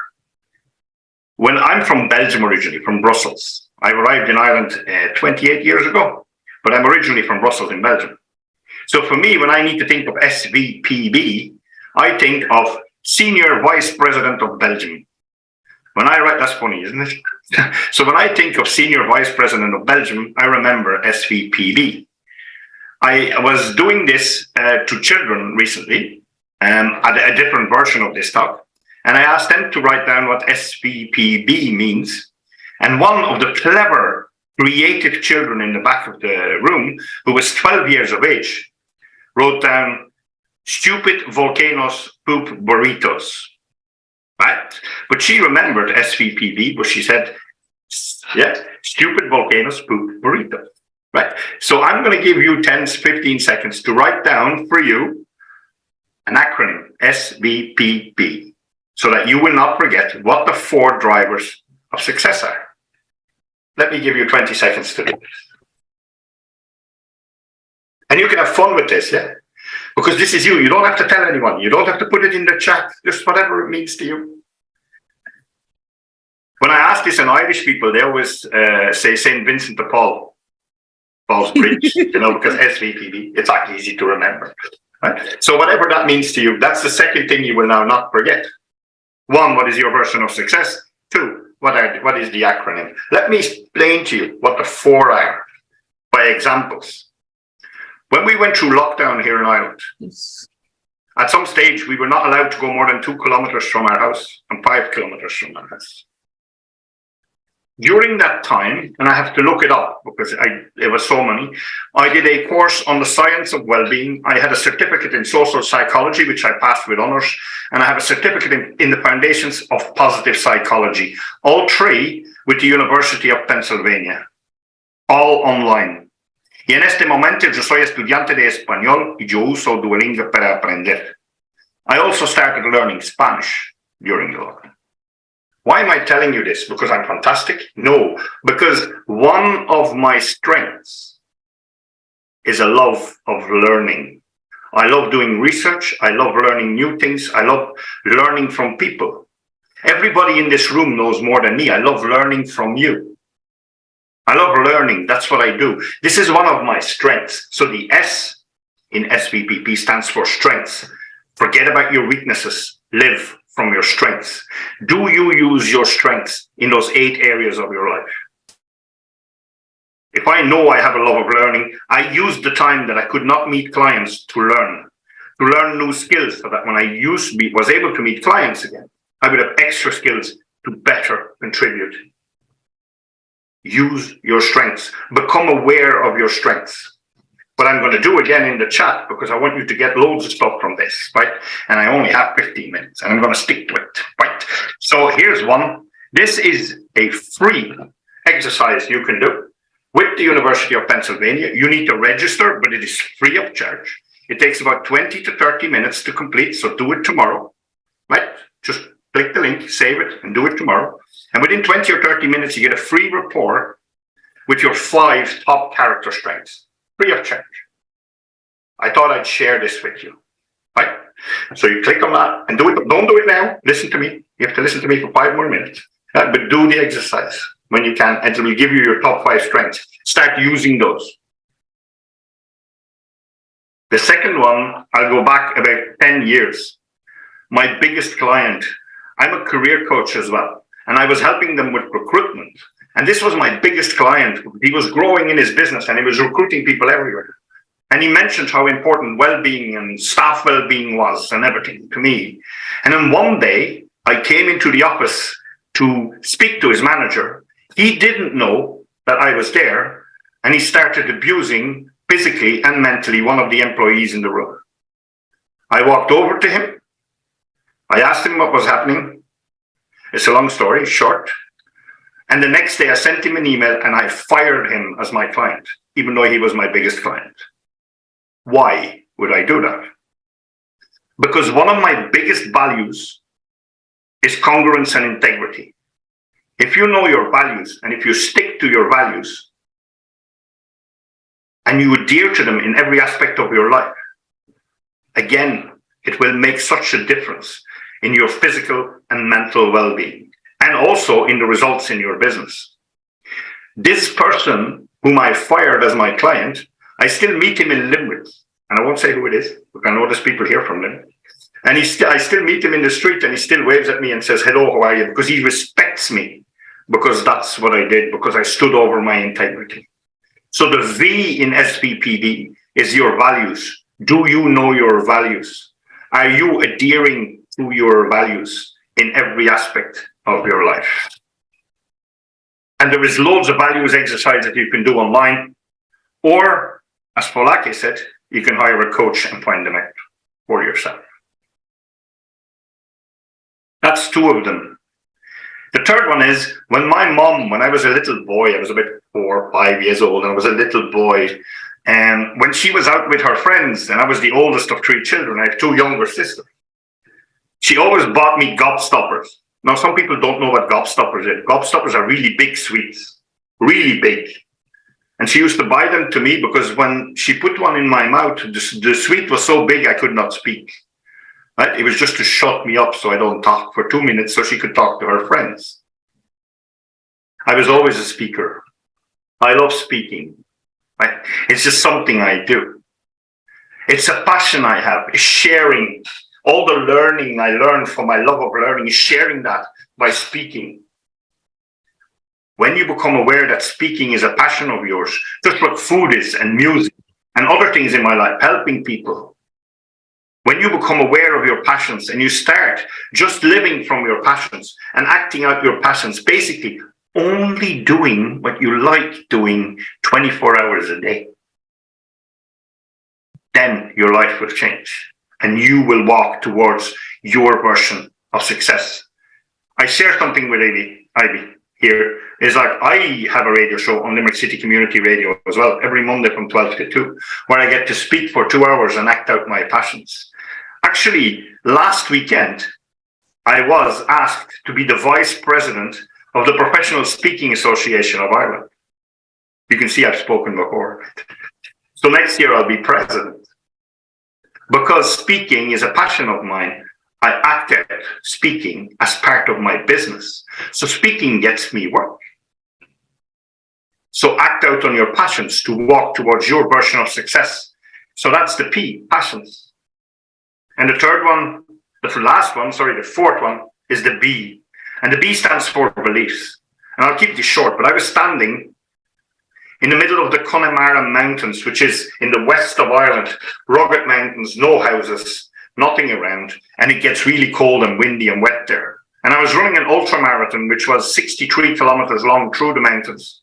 And the weather turned. The organizers didn't even know. We had 100-kilometer-an-hour headwinds. We had hailstones about this size. Anyway, it was horrible. Everyone was taken off the course. The police, the volunteers, they were like, everyone was gone. They ran out of ambulances with people falling over, etc. And I stood and I had only about 15 kilometers to go in the middle of the mountains with nobody there. And I was about to faint because I was getting hypothermia. And then it got to me. What can I control? And what I could control was my breath. And I believed, because I knew and I had done research, that by controlling my breath, I would survive. I came to consciousness again, 8 kilometers longer. I had walked for 8 kilometers without actually knowing I was walking. The B stands for belief. So when you live your strengths, your values, your passions, and your beliefs through every aspect of your life, then regardless of who you are, regardless of your age, regardless of what you want to do, you can walk using those 4 things that are in you to your version of success. Did you know that in Ireland a few years ago, a study was done, and 50%, more than 50% of all the startup businesses were started by people who were more than 50 years old? The 4 drivers to walk to your own version of success, regardless whether you're 18 or 69, are strength, passions, values, and beliefs. Thank you. Absolutely fantastic. Thank you so much, Patrick. I mean, this is beautiful. I've taken it down. The 4 drivers of success. Can you see me? Yeah, the 4 drivers of success are things that we already have inside of us. They are strength, they are passion, they are values, and they are our belief system. And you know what? I remember this just takes me back to a conversation that I used to have with my father when he was alive. My father was a man of trials and a man of extreme success. And my father had 13 of us. He had 9 girls and 4 boys. And he was an absolutely fantastic father. And I used to ask him, Daddy, how did you do it? He said, IB, always have faith and always believe. He was a man of value. He was a man of strength. He was a man of passion, and he was a man of belief. So I absolutely believe you. Now, again, last year when we had Refresh to Relaunch, we ran into this problem of not being able to have our breakout rooms because of the magnitude of information and the speakers that we had. And so we may not be able to have the breakout rooms, but for the benefit of everyone here, if you have questions, please put your questions in the question box and my speakers will be able to answer those questions. Yeah. Yes. Somebody asked a question about financial advisors. Ian, somebody asked about how do we find good financial advisors? How can we find good financial advisors? Well, I mean, usually there are people that I work with as a retirement coach. So I would ask that you send me either a personal mail or a message so that I could then now, give you some choices. But I usually don't go public. Oh, perfect. And in case, listen, we have just 4 more minutes. Yeah. Maybe we should take a few more minutes, guys. Do you mind if we take a few more minutes because of our initial glitch? Because I would like the participants now to ask questions so that my guests can answer those questions. So I'll just... She has a question, but she can't unmute herself. So I'm trying to unmute her. Right. Catty? Oh, hi, guys. Thank you so much. Thank you, everyone, so much. This session has really, really so strongly resonated. So I really wanted to convey my appreciation. I was the person that asked about financial advisors. I would really like some tips as to find, competent, safe financial advisors. And also, I think a lot of you touched on and mentioned the importance of building up and nurturing your social network, your social support. And I think it's something that we all know we should do.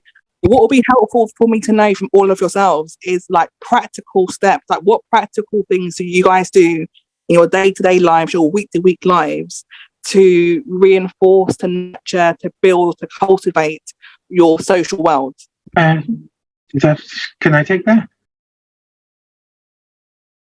Yes, you can. You can, because that's a mental... I ensure that I connect with my friends.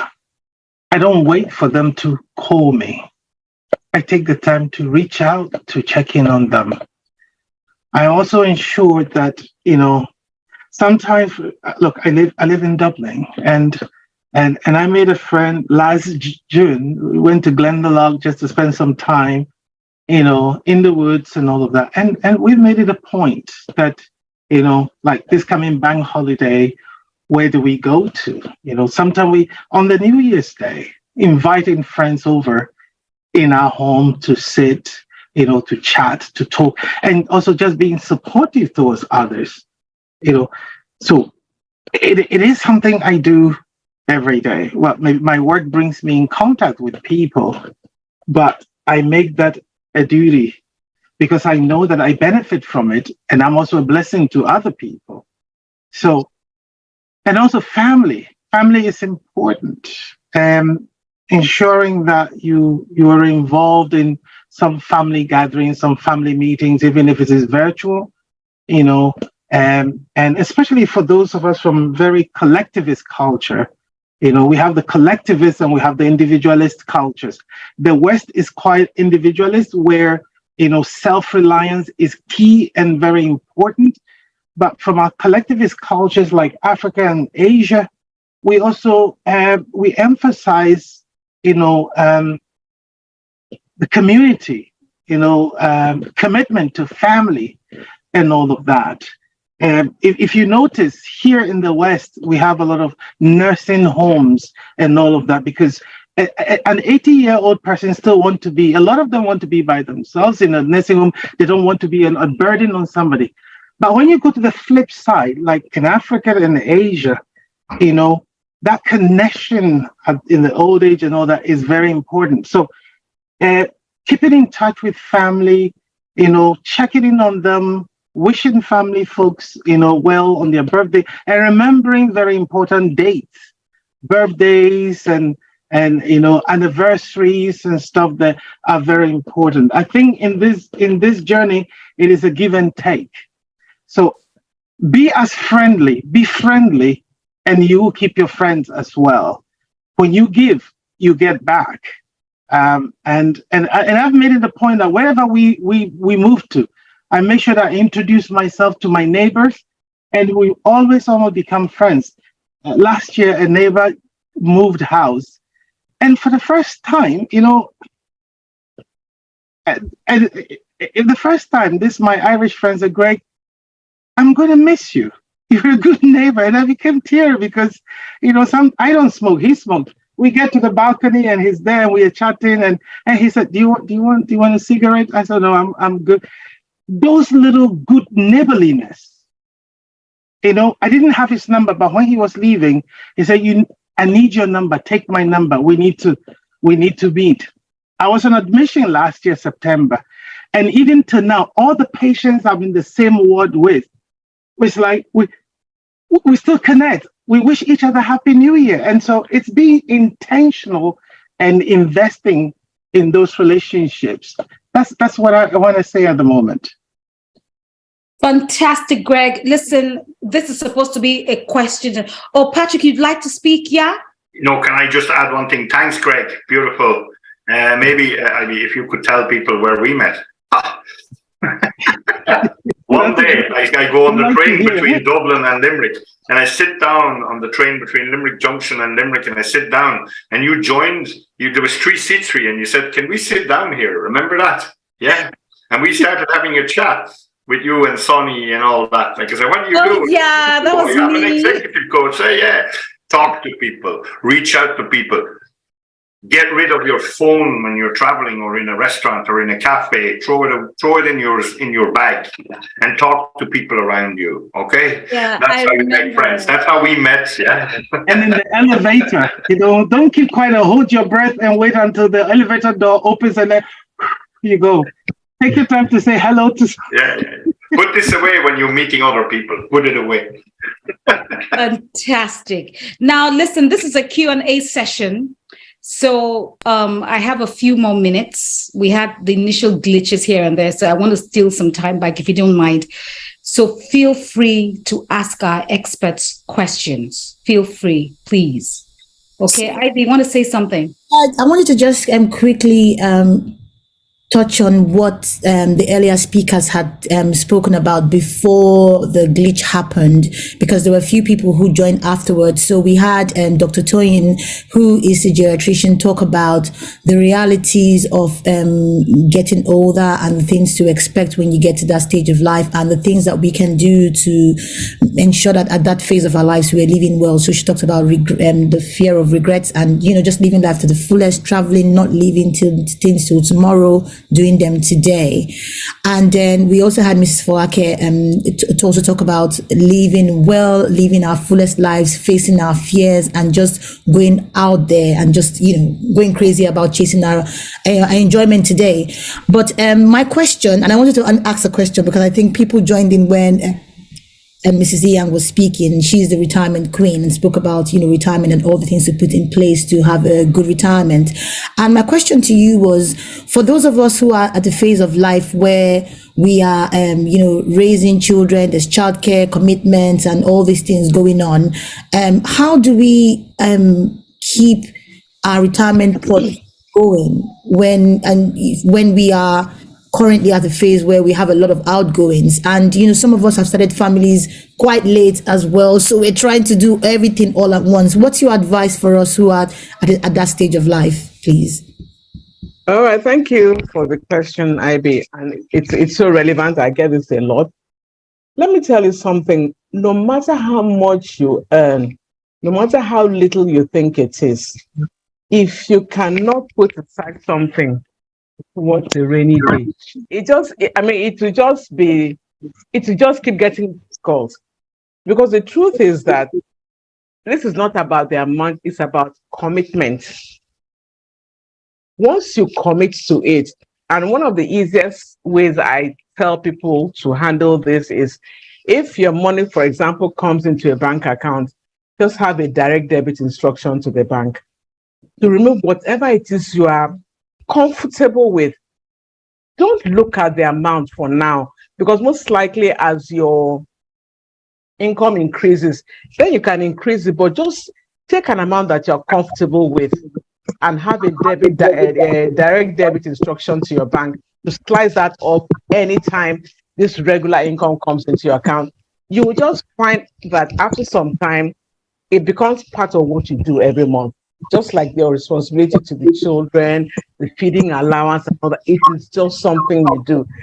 That starts to build that discipline that you need for, personal financial planning, because you do have to save. Never, like I said, ignore the amount. Just do what is comfortable for you at that point in time, and then just watch what the law of compounding will do, because the interest will just keep growing, and then as you also then increase the amount, then compounding gets even better.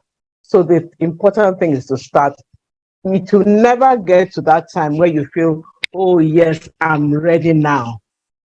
I mean, trust me, everybody feels what you feel, even about, but it's just that, well, there will come that time when the money may not be coming in. So it is now that you have, regardless of the responsibility you have.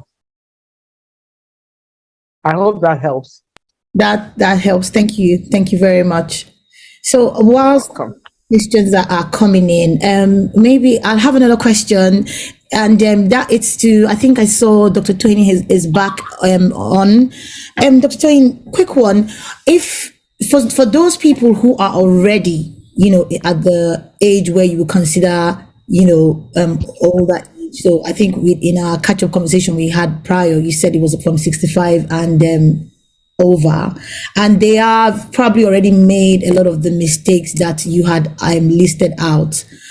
How, from your experience, what can they do today to feel some level of comfort or build forward to avoid further regrets?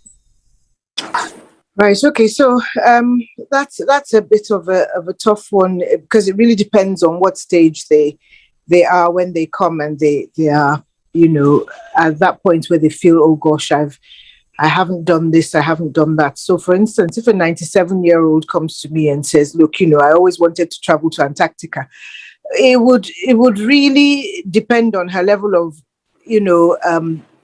should I say, robustness at that point, in terms of finances, etc.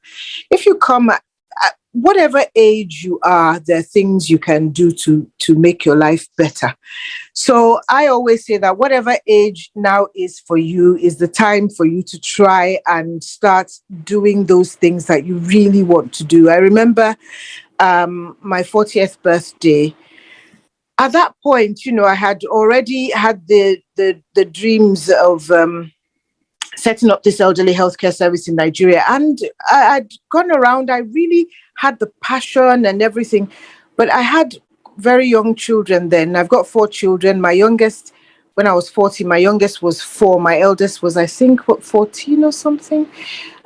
So, no, it couldn't have been 14, 8 years, 12. So at that point, I didn't have the financial stability to be able to launch out.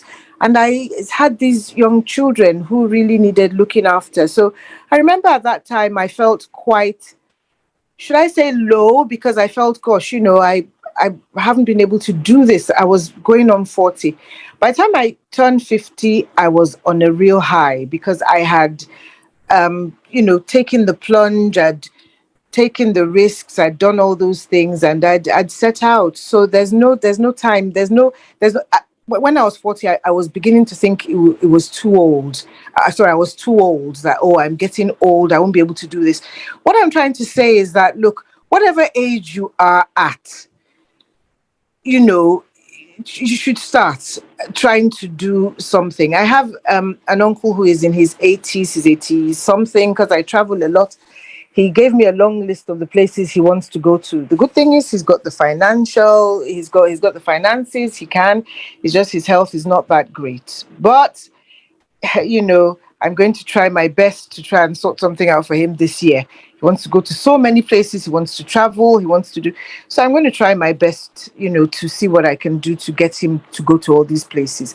That's his like one regret. He always wanted to go across the Panama Canal. He's an engineer. So whatever age you are at, it's not too late unless it's the extremes of old age. So 97, like I said, anything above 95 is the extreme of old age. If you come to me at 97, I would just say, look, it's time for you to maybe try and just put your mind at rest and maybe have a bit of counseling. I might send them to Greg or something, and see what they can do. But I hope that answers your question.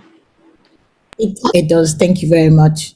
One of the speakers emphasized the importance of having a coach, as being one of the keys to success. And we know that, like when we talked about success in, family, I guess in marriage, career, so many different areas of life. So my question is, how does one go about finding a coach? If I want a plumber, I can go on Google and search plumbers in my area. How do we go about finding coaches? Patrick, you want to answer that one? Sure, absolutely. Personally, I know that there is several training institutes, that you could find in wherever country you are and check out their credentials. So for instance, here in Ireland, you have the Positive Success Group, you have the Irish Life Coach Institute, and then you also have an organization called the International Coaching Federation, who is a federation that has qualified coaches on their books. So, for instance, with the Irish Life Coach Institute, the course they organize is an officially recognized diploma here in Ireland. It's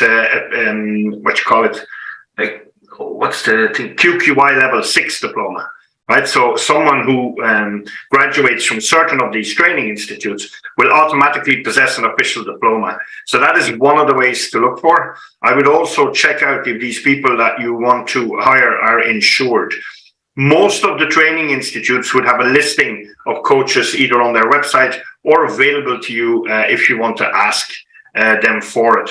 So my first thing would be go either to accreditation bodies or to relevant coaching training institutes and get someone. If you know no one or you don't get a referral, these are two excellent places to get referrals for coaching.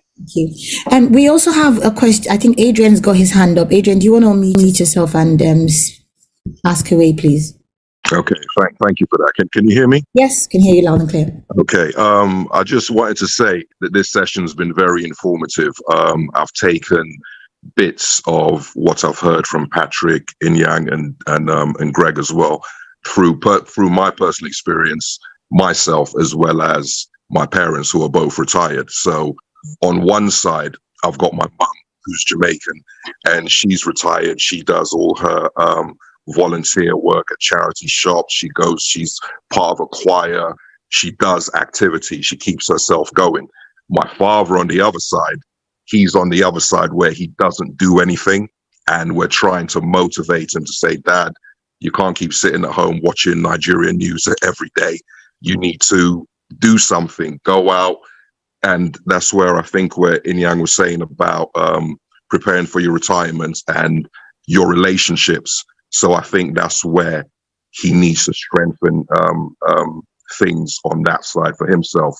So I've taken those parts. My question is, I think Patrick kind of touched on it, mentioned it a bit about Issa's question about getting a coach. I'm interested in maybe becoming a coach, whereby my personal experience, I was a single parent, brought up the kids by myself, and I would like to be able to give something back, either through sharing my experience and maybe giving some type of reassurance to people who were in a similar situation to myself. I mean, a young Black guy getting custody of kids when they were babies. It wasn't really the done thing at that time. And the trials and tribulations that I went through and experienced through the court system and social services, just to prove that as a man, I can look after and raise kids. So if there's mentoring, a way of getting into that, or coaching, is there any kind of way I could get into that? Again, I don't know where you're based, Adrian. Oh, I'm based in London. In London. Look up the ICF website. Okay. It's the International Coaching Federation. They're an accreditation body, a worldwide accreditation body for coaching diplomas. I'm sure they would be able to guide you towards training institutes in the London area. Okay, thank you very much for that, Patrick. Thank you. You're welcome. No problem. Thank you.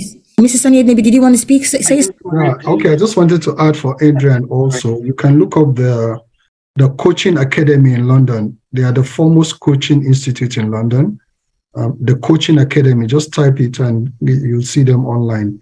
They're very good. They also offer a diploma, just like the Irish Coaching Institute. Okay, thank you for that. Thank you. Yeah. I just want to acknowledge the good work Adrian has done as a single parent. I'm so proud of you, and thank you for sharing that. Thank you very much. I like to add, I'm also a grandfather now as well. She's going to be 2 years old in March, and because of the help that I had from my family, I'm now giving that to my daughter. So whenever I can, I assist, and actually I had her for the last few days, and that's why I was late to the meeting today, because I just dropped her back home in North London. So I'm doing my bit and trying to give back, because so that's it. Thank you, granddad. Yes, indeed. I'm too young to be a granddad, but I'm wearing that title with pride. That's amazing. Thank you. Fantastic. Right. I have one question, one last question from me.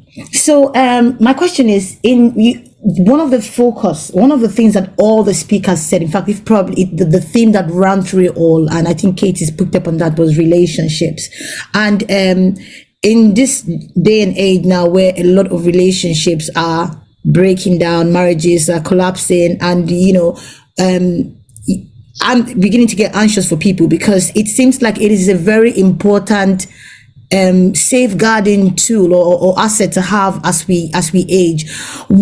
And I think for most of the speakers are Auntie Young is 67, and I know you're married. What can you all share to help us to value the importance of the relationships, especially marriage and companionship, that we have today, so that it helps us in our future, for those who are getting there? Okay, let me have a go at that. Okay, but let me point of correction, I'm 64, going on 65. Oh, I'm sorry. I heard somebody I apologize, 60. I mean, you don't think it like it anyway, our situation for you. All right, thank you. The key thing for me is communication. And I think Patrick said something that I found so instructive. I mean, this thing, it destroys a relationship sometimes if you don't handle it very well. And that's just the truth. There's something, my husband and I do, and I tell him that once we come home, I don't want to see your phone, and you probably won't see mine, at least for some hours, so we can talk. And because the worst thing, you can't have conversations if somebody keeps, their eyes keep darting to their phone, that sort of thing. So it's just, protecting, creating some boundaries to guard your relationships. And it's a very, very deliberate and intentional thing. We have a lot of contacts online now. So, for me, my husband wonders how I'm able to nurture so many relationships, young, old. If you're young, we are connecting on social media. I'm there. You post something, I make a comment, I like it, I go to your DM, make a comment, so that when we see face to face, we just continue as if we've always been there in each other's lives. I want to know your children's names. Like, it's a very intentional thing. So once you make up your mind to be like that, most likely you will. And in return, people are also like that with you. Relationships have to be nurtured. That's just, we can't take them for granted. So you have to also know that you bring your 100% to the table, regardless of what the other person is bringing. Can I add as well? Yeah. So, because I am one of those people who's really passionate about relationships and marriage and, and all of that. So, and it's exactly as Sister Inyang has said, you have to be intentional about it. There's something called commitment, right? You've just got to be, first of all, you've got to be committed in your marriage. We've all, right now it's almost like should I call it like a fast food? Life is so fast food, isn't it? Everything just has to be quick. We're all everyone wants to grab and go. And there's lots of discontentment and, expectations not being met out there because everyone's on social media or talking to people who seem to, lots of people are telling other people things which I just feel are, well, maybe not true or, making people have unrealistic expectations. You've got to be intentional about your relationships. You've got to invest. One thing that I found, the turning point for me with my marriage, because I went through a time when I was I had all sorts of expectations that I felt were not being met. But the day thank God for good people around me, my mom especially, the day I decided, look, you know what, I'm just going to put in my 100%, regardless of whether I get anything out or not. That was the day my relationship in my marriage changed. And that's the way I am with my friends. So we've overshot our time. Now, I just want to say that if you enjoyed the conversation, I have a YouTube channel called Ibinabo Enebi, the name on the screen. I've had several conversations with experts. We've talked about personal development. We talk about finances. Yang was one of my guests. So was Greg, and so was Falake. And I have Avoiding the Later Life Crisis series. So I have quite, EB Speaks is like a knowledge base of information that can help you make good decisions in your life. And you can follow me on my social media handles, Ibinabo Enebi, Instagram, Ibinabo Enebi, Facebook, Ibinabo Enebi, LinkedIn. And I'd like you to subscribe to my YouTube channel, and then I would keep you updated with all the latest programs that I have coming up at the end, in the course of the year. And listen, a lot of you have listened to my guests, and maybe you would want to keep contact with them. Please, guys, can you quickly tell our viewers where they can find you in case they want to step further with you? And any contacts. I've got one last question. The handouts that you shared today, how can we access the handouts? Okay. Do you want to write in your email there? And sure. Then I'm going to take note of her email, and then we can send her the handout. Yeah. Brilliant. Thank you. Okay. So Craig has written his, you can type your contacts in the chat box. And so guys, it's been an amazing evening. I really, really appreciate your time. Just hold on a minute before I go.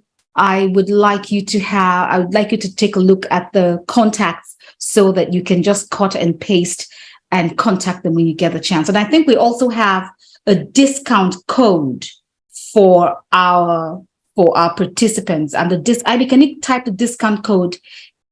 I'm going to type it out. It's refresh to relaunch 2023. So if you reach out to any of the speakers who would you like to take the conversations further with, just quote that code and they'll know that you are from this group, and you'll get a discount from them for their services. Exactly. Yeah. So thank you so much, everybody, for joining us today. We overshot our time. We had somebody who hacked into the conversation to cause confusion, but listen, thank you very much. And you can watch, I think in the course of the week, you can watch a repeat of this conversation on my YouTube channel, Ibinabo Enebi. You're going to see it during the week. So thank you very much, and God bless you, and bye, everybody. Thank you. Good night, everyone. Good night. Thank you. Bye, everyone. Bye. Bye.